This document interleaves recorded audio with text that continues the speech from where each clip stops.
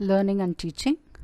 This is for B.Ed first year, exclusively for Pondicherry University, Vasavi College of Education, Pondicherry, explained by Dr. Shubha. So this unit 2 deals with theoretical perspectives on learning. So perspectives on human learning, behaviorist, cognitivist, information processing view, humanist, social, constructivist, that is drawing selectively on the ideas of Skinner, Piaget, Carl Rogers, Vygotsky, their concepts and principles, and applicability and relevance to the present day teaching, and role of learner in with respect to all this, role of teacher in teaching learning situations with respect to these theories. This is what we are going to learn. So the next thing is classical conditioning. So this is discovered by Pavlov. So Pavlovian conditioning is learning through association and was discovered by Pavlov, a Russian psychologist, physiologist. In simple terms, two stimuli are linked together to produce a new learned response in a person or in an animal. Okay, in operant conditioning, we just saw stimuli and a response, how to strengthen the bond and how to weaken the bond by giving rewards and giving punishment. So that is operant. Now classical conditioning, you have two stimuli, and how do you link the two stimuli to get the desired response? That is called classical conditioning. So everything from speech to emotional responses, how you behave, was simply patterns of stimuli and response. If somebody is scolding you, you frown your face. If somebody is telling, you're very good, you look beautiful, then you immediately feel happy. So when there is a stimuli, there is a response. Okay. So Watson denied, Watson is also one of the behavioral psychologists. He denied completely the existence of mind or consciousness. So they said, no, we are not going to bother about mind or consciousness. So he believed that all individual differences in behavior were due to the different experiences in learning. And how this learning is happening, what is learning? Learning is nothing but behavior modification. And how is modification of behavior is happening? Due to stimuli and response. So what Skinner is telling, when there is a stimuli, there is a response. But what is Pavlov is telling, when there is two stimuli, then there will be a response. We can induce a desired response if there is a connection between two stimuli. Okay. So the connections between stimuli and response gives learning, gives a behavior modification, which in turn result in learning. Let's just observe this picture and then we'll go ahead with a deep meaning. Now before classical conditioning, when the dog looks at the bone, the food is there. At the look of the food, the dog salivates. Okay, salivation is there. The second, so it's a natural stimuli, the food, and it's a natural response. Okay. Now the second one, when there is a bell, the dog understands that this is a bell, no food, so no salivation, it doesn't salivate. Okay. Now the third one, you see, during classical conditioning, so what we are doing, bell followed by food. Okay. So we ring the bell and followed by food. So there are two stimuli and there is salivation, because the food is there naturally. So you are combining two stimuli to elicit a response. But after classical conditioning, so you give the food and the bell and the food for 2 or 3 times to the dog, then it understands that whenever the bell is there, naturally the food is there. Okay. So after some time, 4 or 5 times, you just ring the bell, you don't bring the food, then also the dog salivates. Okay. So the dog makes a connection between two stimuli, the food and the bell. Then he elicits the same response. So even if the food is not there, the dog understands, oh no, food is there. So the response is the same. So this is classical conditioning. So the same thing, I just want you to go through. Before the bell is ringing, he is not salivating. Okay, the food is there, the dog salivates. Bell and the food, the dog salivates for some time. Okay, so 2-3 times you give bell and the food during classical conditioning. And what happens after? The bell rings, the dog salivates, because it's a conditioned response. Okay, so the conditioned stimuli is the bell. The unconditioned stimuli is the food. Okay, the response is nothing but the dog salivating. We'll see in detail. So classical conditioning is a learning process that occurs through associations between an environmental stimuli and a naturally occurring stimuli. Two stimuli. What is a stimuli? Any feature of the environment that affects behavior. So here the food was a stimuli. Response, the behavior elicited by the stimuli. So here the salivation was a response. Now unconditioned stimuli, a feature of the environment that causes a natural reflex action. Okay, a puff or air blown into the eye causes an involuntary blink. That is, when air was just blowing, immediately we blink the eye. That is unconditioned stimuli. Now what is conditioned stimuli? Has an effect through this association with an unconditioned stimuli. Pavlov's dog learned to salivate at the sound of the bell. Okay, so this is conditioned stimuli. Now conditioned response, the behavior elicited, salivation when the bell rings. Extinction, the dying out of a conditioned response by breaking the association between the conditioned stimuli and the unconditioned stimuli. That is, when the food is there, unconditioned stimuli, the dog salivates, the response will be there.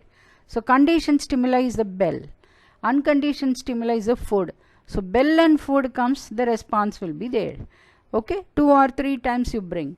Then after some time you ring only the bell, there is no food. Okay, so the dog will understand that no, it will salivate first. Then after 2-3 times the bell rings, the food is not there, then learning dies and it becomes extinct. The dying out of the response, the dog will not salivate. Okay, so in classical conditioning this happens when a conditioned stimuli is no longer paired with unconditioned stimuli. When the bell was repeatedly ringing and no food is presented, so the dog will understand and it will stop salivating at the sound of the bell.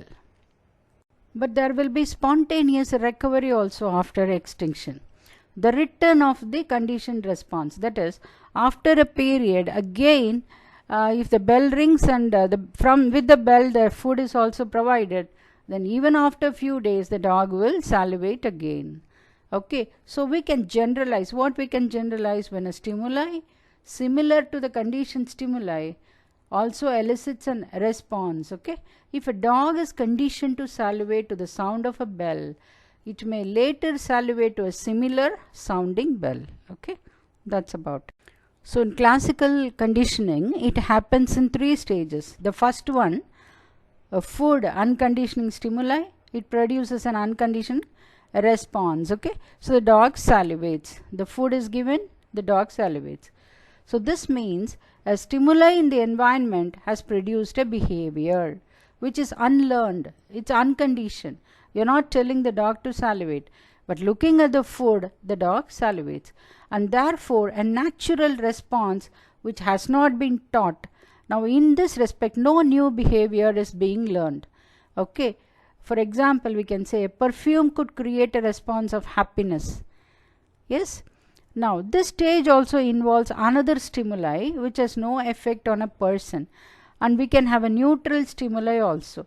So neutral stimuli can be a person, object and all. So this will not produce any response until it is paired with an unconditional stimuli. Now the second stage. So the first stage is unconditional stimuli, unconditional response. So during conditioning, now what you are doing, this stage, a stimuli which produces no response is associated with the unconditional stimuli. That is, conditional stimuli. What is that? The bell. So the bell and the food, okay, will elicit the response. For example, perfume might be associated with a specific person. So for classical conditioning should be effective, the conditioned stimuli should occur before the unconditioned stimuli. Means the bell should be before the food rather than after it or during the same time. So the conditioned stimuli acts as a type of signal or a cue for the unconditioned stimuli. That is, you are ringing the bell. So the dog will understand, yes, the food is coming within 2 minutes. So first the bell and then the food. Now the conditioned stimuli has been associated with the unconditioned stimuli. That is, the bell is being associated with the food to create a new conditioned response. That is the salivation of the dog. A person who has been associated with a nice perfume is found to be attractive. So it's like that. Now what are the implications of classical conditioning in classroom? Less important than those of operant conditioning, because operant conditioning is used in computer aided instruction also, but there is still a need for teachers to try to make sure that students associate positive emotional experiences with the learning. If a student associates a negative emotional experiences with the school, that is, if something negative happens, something fearful happens in the school, okay, the student will create a connection and association between two stimuli, that is the fear and the school, and he will not go to school. Okay, so it will obviously lead to bad results, creating a school phobia. So if a student is bullied at a school, they may learn to associate the school with fear. It could also explain why some students show a particular dislike of certain subjects. So if you don't like that teacher, you associate that teacher with the subject. If maths teacher is very strict and he beats everybody, then they have a connection between the maths teacher's behavior and maths as a subject. So they dislike, so that is their response. Okay, so this we need to understand. So the teachers should not give a wrong stimuli. And this could happen if a student is humiliated or punished in a class by a teacher. So these are the implications the teacher should understand about classical. Now this emphasizes the importance of learning from the environment and supports nurture over nature. Now what is nurture and nature? Just we saw, nature is the innate abilities by genetic by biological, by birth, what you have. Nurture is by supporting you and by giving you the support and guidance and all that, you are nurtured. However, it's limiting to describe behavior solely in terms of nature or nurture, and attempts to do this underestimate the complexity of human behavior. It's likely that behavior is due to an interaction between nature and nurture. So a strength of classical conditioning theory is that it is scientific. This is because it's based on empirical evidence carried out by controlled experiments. So Pavlov showed how classical conditioning could be used to make a dog salivate to the sound of a bell. So they also tried the same thing with an experiment by using a small baby. Okay, so this is conditioned learning. This experiment is called Little Albert experiment.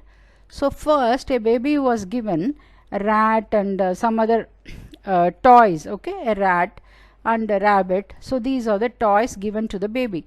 So the baby enjoys the toys, the dolls. Okay, now immediately the next time when the baby was shown the rat, what happens? They are ringing the noise. They make a noise with a steel scale, okay, which will frighten the child.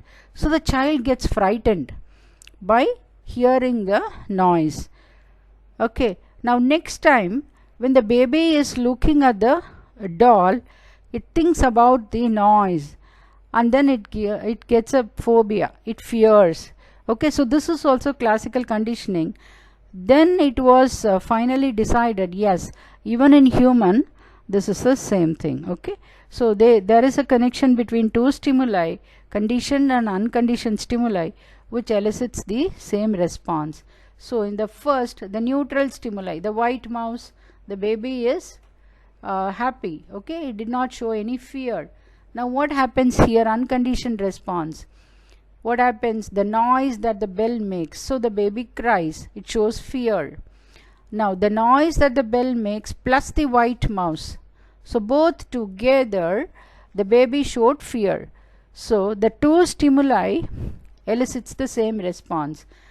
Now the next time the first one is being removed, that is, noise is being removed, but only the mouse.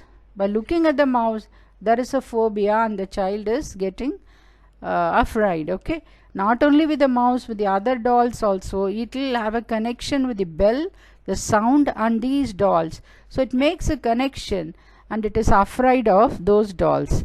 So this experiment, little Albert, gives an idea that yes, even in humans, classical conditioning is making, you can create a phobia with this. Now in the classroom, teachers can use classical conditioning to quiet down the classroom, quiet down the students. First day of class, students walk into the class and teacher sits at desk. Teacher goes towards the board. When ready to teach, children quiet down. If they make noise, the teacher goes and stands in front of the first row student and just looks at them or stares at them, they'll immediately be quiet. Okay, so students are automatically quiet when the teacher walks to the board. They will understand, yes, the teacher is going. So they make a connection between the teacher going to the board. Okay, so this is like that, make a connection and they elicit the response. In the same way, playing soothing music or dimming the lights to calm and relax students. So test anxiety, math anxiety, public speaking anxiety, general school anxiety. So these are all unintentional classical conditioning. So these also the teacher should understand and somehow make very good learning without creating any phobia. Thank you.